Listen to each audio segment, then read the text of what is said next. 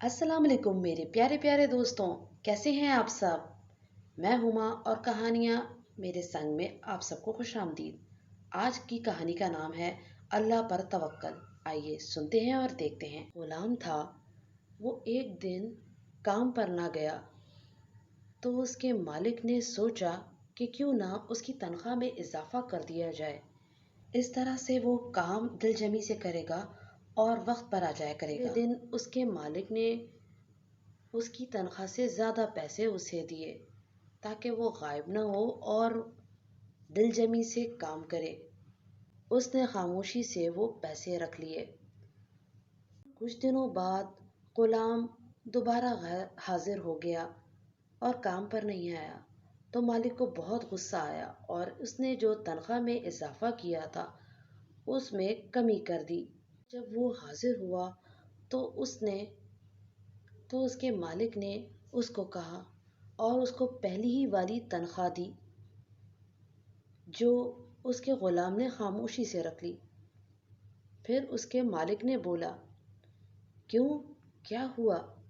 जब मैंने तुम्हारी तनख्वाह में इजाफा किया था तुम तब भी खामोश रहे और जब मैंने कमी की है तो तुम अब भी खामोश हो। क्या वजह है?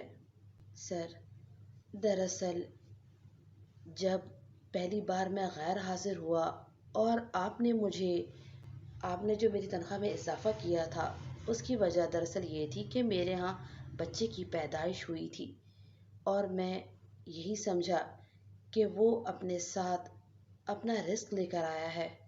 और दूसरी दफ़ा जब मैं गैर हाजिर हुआ था और आपने मेरी तनख्वाह में कमी की थी तो उसकी वजह ये थी कि मेरी माँ का इंतकाल हो गया था, जिसका ख्याल मैंने ये किया कि वो अपने साथ अपना रिस्क लेकर चली गई थी। तो फिर मैं ऐसी तनख्वाह के लिए क्यों परेशान हूँ जिसका ज़िम्मा अल्लाह ने लिया हुआ है। मुझे माफ़ कर दो, मुझसे गलती हो गई, मैं तुम्हें समझ नहीं पाया। अल्लाह तुम्हारे सारी मुश्किलें आसान करे और तुम्हारी माँ की मग़फ़िरत करे। उस सब्र वाले आदमी ने दिखा दिया कि अल्लाह पर भरोसा करना चाहिए, हमेशा उसी पर तवक्कल करना चाहिए।